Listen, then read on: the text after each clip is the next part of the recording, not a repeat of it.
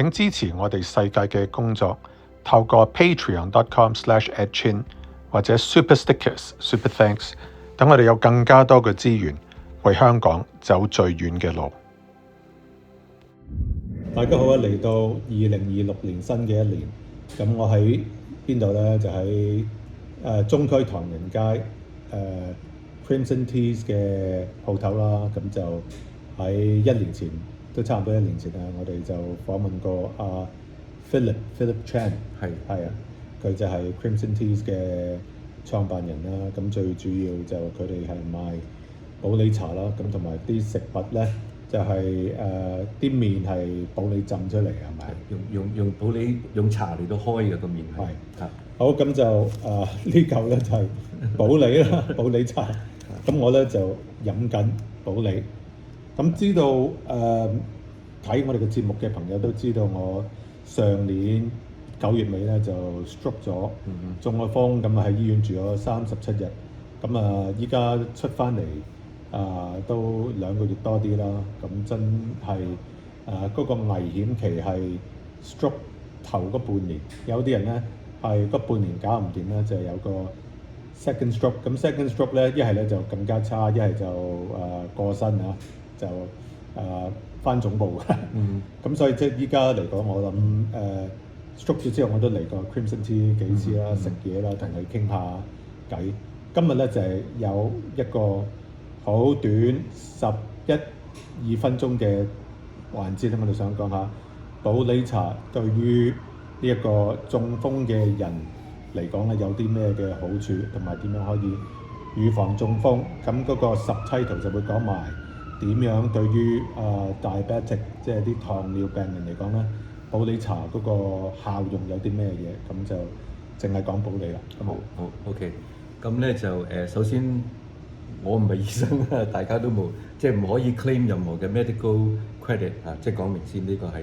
不過咧就係當係一個 peer，大家係朋友咁樣嚟到分享呢啲資料。而呢啲資料咧係公開嘅嚇，喺網上都揾到嘅嚇。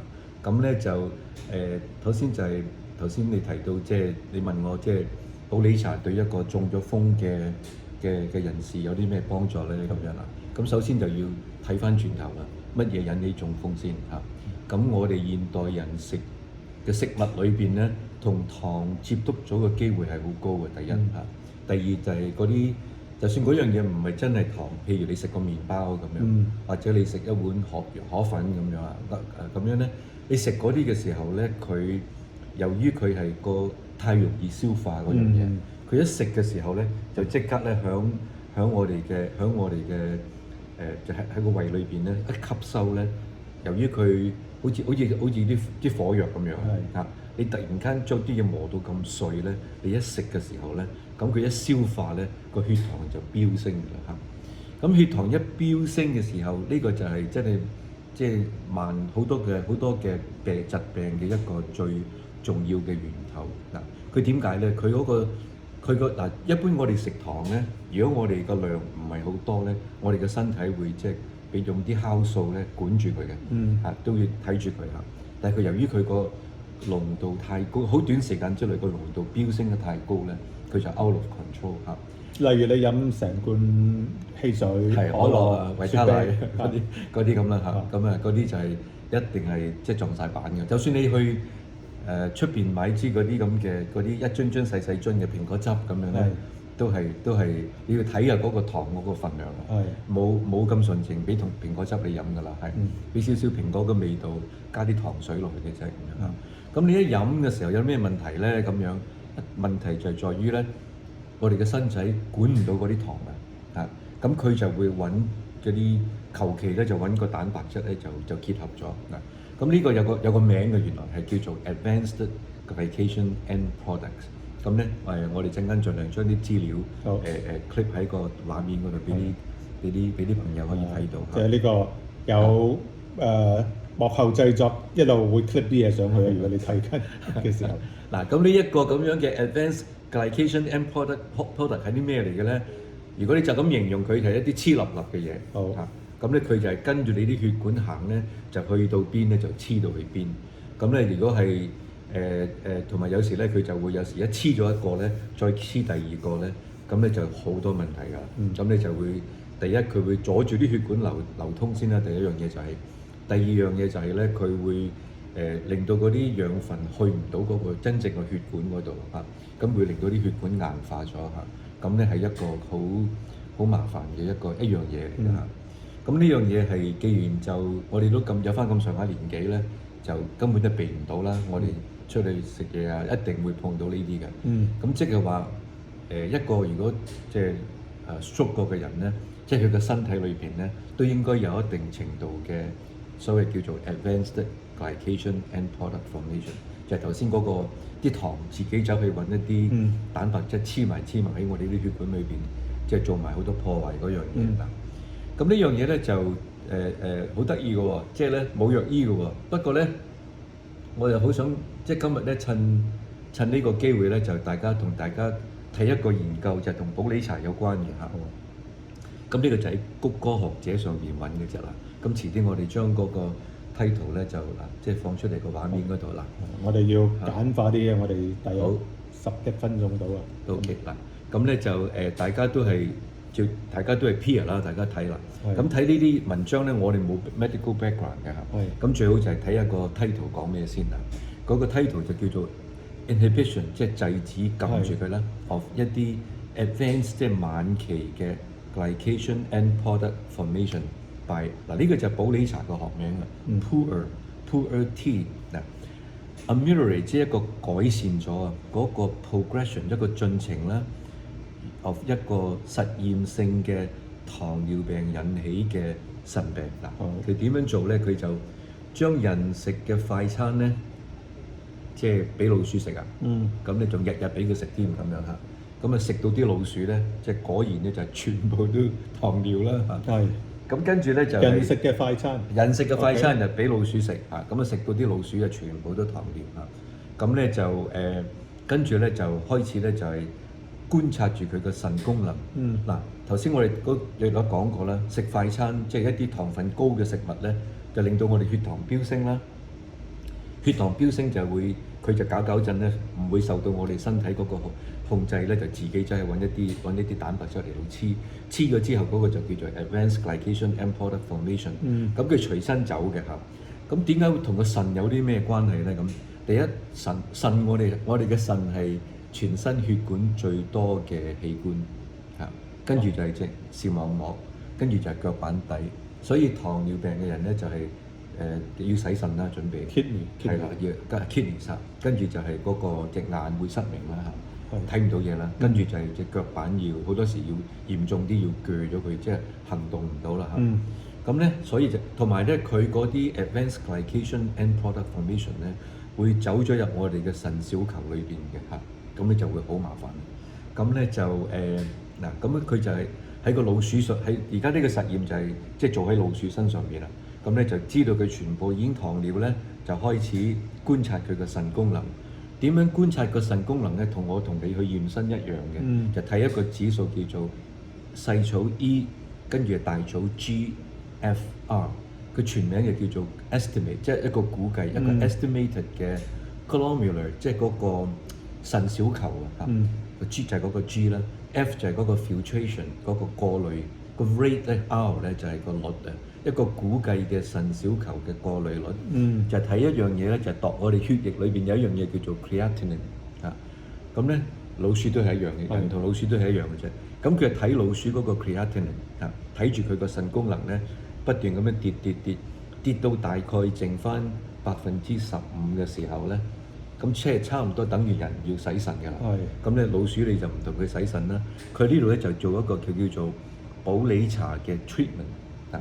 佢就係即係佢嘅食物一俾老鼠食嗰啲嘢咩都唔變，唯一變就係多咗一樣嘢就叫做普洱茶，任得佢飲。飲咗8個星期之後咧，嗱咁你大家要知咧，即係8個星期喺老鼠冇我哋咁長命啦。佢8個星期即係差唔多係等於人嘅10幾年嘅，差唔多接近20年嘅，即係講緊一個飲食嘅習慣嚇。嗱8個禮拜之後咧，見到老鼠個體型咧，首先就係咧好明顯咧就係撩瘦咗好多啦，即係輕身啦。普洱茶好出名嘅就係即係減肥啦嚇。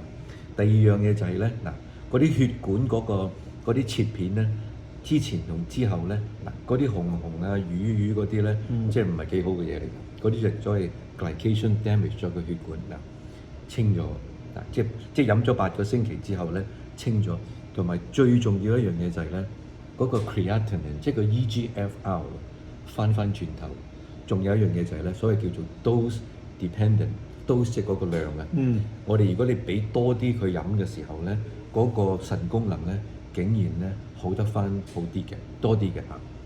嗱咁即係咧嗱，我哋好似digress走咗嚟呢度啦，咁啊答翻嗰個 stroke 嗰個問題，即係如果中風係中風腦中風嗰個問題係啦，即係如果佢能夠將老鼠腎病腎衰竭嗰個嘅 AGF 嗰個 advanced glycation end product formation都搞得掂咧，都有幫助咧。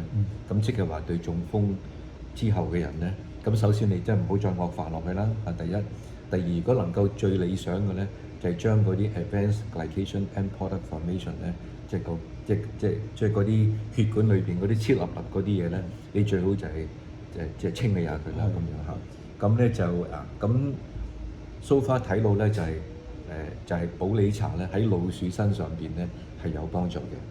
咁所以最大嘅問題就係咧，呢樣嘢喺人身上面點樣咧？咁我答唔到你，冇咁嘅實驗睇嘅。不過咧就係啲研究員咧唔係蠢嘅，佢 design 一個咁嘅實驗出嚟咧，你今日諗到嘅嘢咧，佢一早已經諗咗啦。人有係點樣 implication 咧咁樣？個機會係好高，我只可以咁樣講，個機會係好高。不過咧，呢個實驗咧係唔可以做喺人身上邊咁解啫，唔 ethical，唔可以咁做。咁就大家去睇咗呢個消化咗個資料咧，就自己去衡量啦。咁我記得你有個拍檔叫做李世民啊，佢都提過佢話佢自己個經驗咧，食完一啲嘢之後血糖飆升咧，飲咗保理茶咧係有幫助嘅。